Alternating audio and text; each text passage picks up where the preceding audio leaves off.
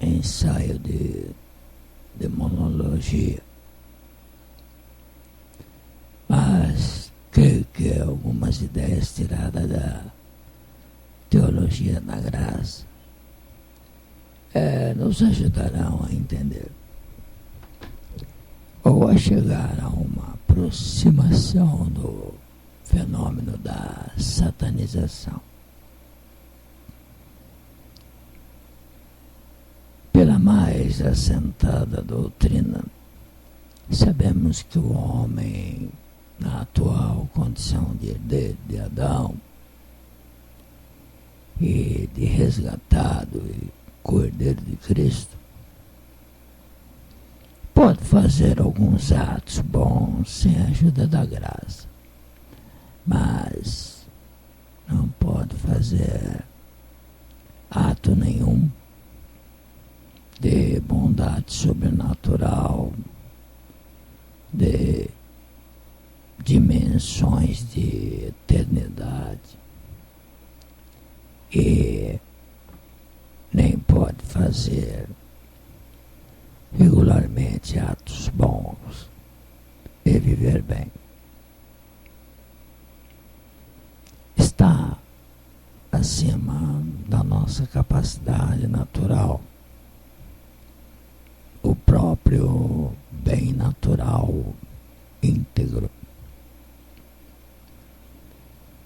e contínuo, né? Daí a impossibilidade de uma civilização humanística onde faltar a igreja que perpetua o Cristo na terra. Santo Tomás ensina que no estado de integridade o homem podia, com suas próprias forças naturais, querer e fazer o bem, proporcionando a sua natureza. Mas, mesmo nesse estado de integridade, que está na linha da natureza, o homem não poderia realizar o bem do nível superior, o da vida eterna,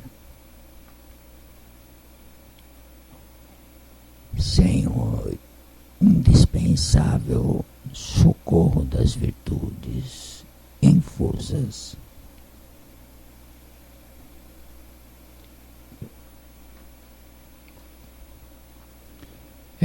No estado de corrupção, depois do pecado de Adão, o homem não atinge mesmo aquilo que está à altura do que convém à sua natureza, a tal ponto que já não pode só com suas forças naturais realizar em toda a sua extensão o bem proporcionado à sua natureza. Mas o pecado não corrompeu totalmente a natureza humana.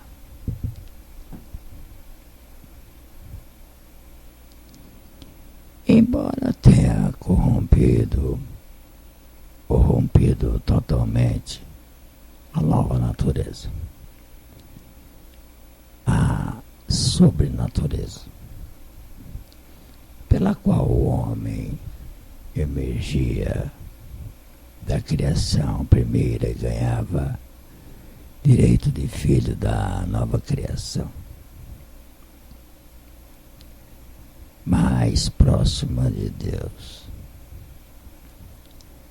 E é por isso que nesse estado de graça, que pode ser chamado de degradação,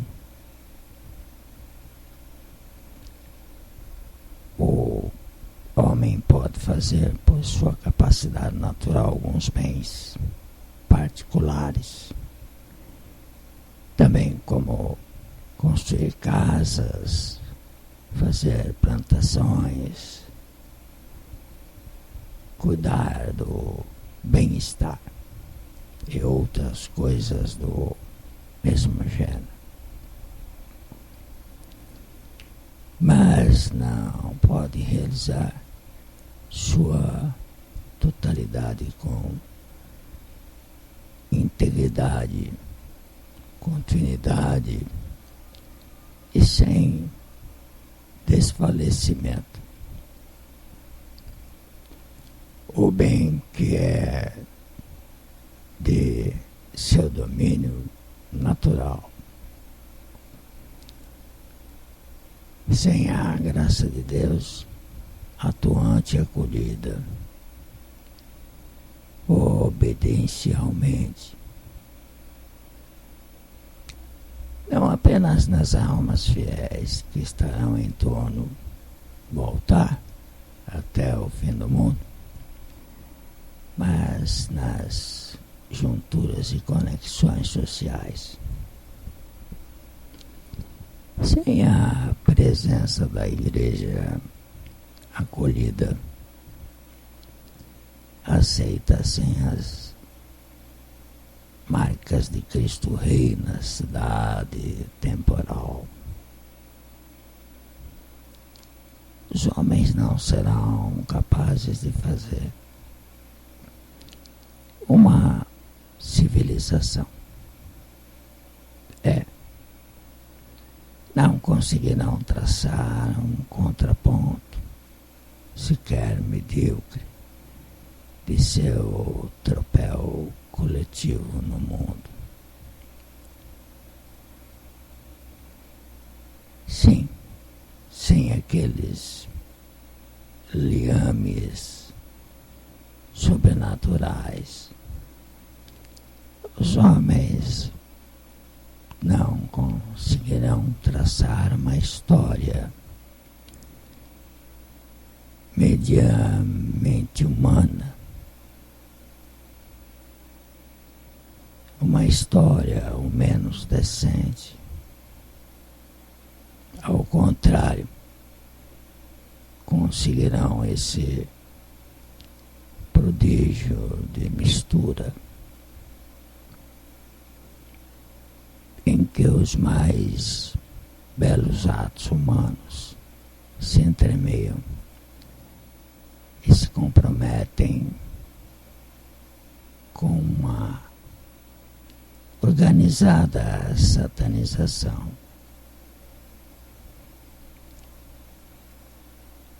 Cabem aqui algumas reflexões sobre a teologia da antigraça, onde o papel de Satã tem certa simetria com a obra de Deus. Simetria quebrada, distorcida, hostil, derrisória e até caricata. Os antigos diziam que o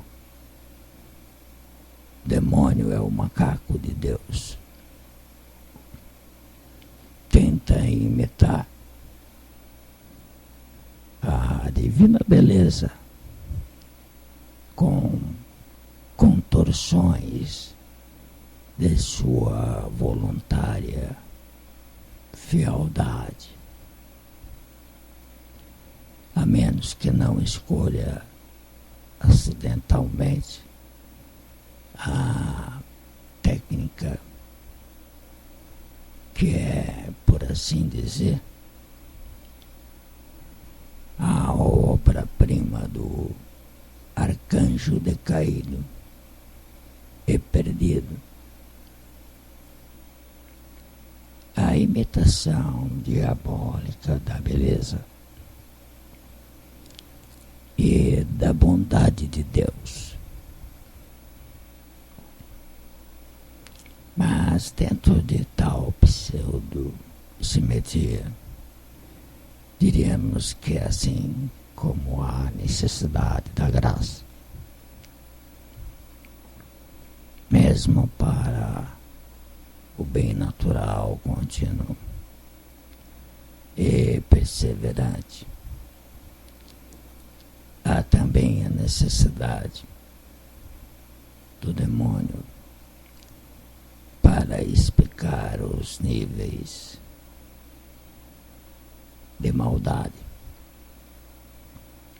que visivelmente estão acima ou abaixo, já que aqui tudo é negativo.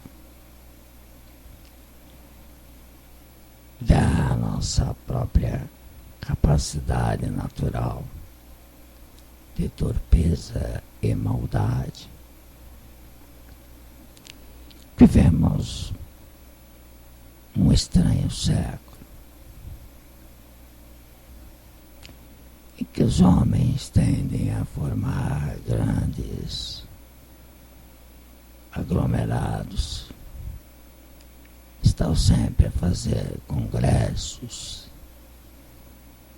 manifestações. Essa tendência há de corresponder a uma feição peculiar das obras do demônio. Não admira, pois, que o inimigo do gênero humano esteja ativamente produzindo no mundo e na história obras de satanização.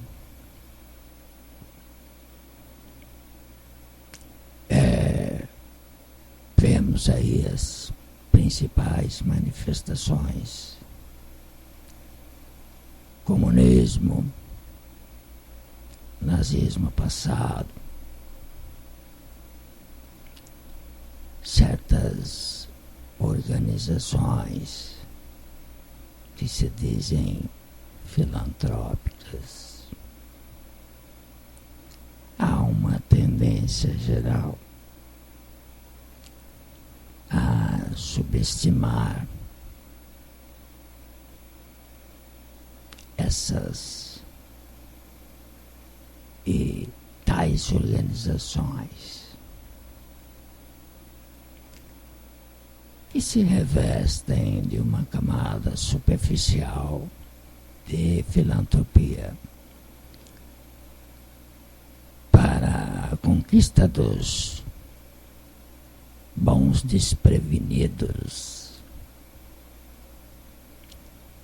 O próprio Pio X, quando ainda era patriarca de Veneza, escrevia dizendo: também eu, durante algum tempo, julguei que houvesse exagero no que diziam de tais organizações.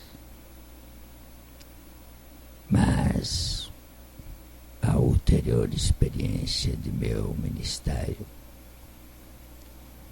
ofereceu-me oportunidade de tocar diretamente as feridas que ela abriu. Desde então, convenci-me que tudo o que foi publicado em torno dessas associações infernal não desvendou ainda sua inteira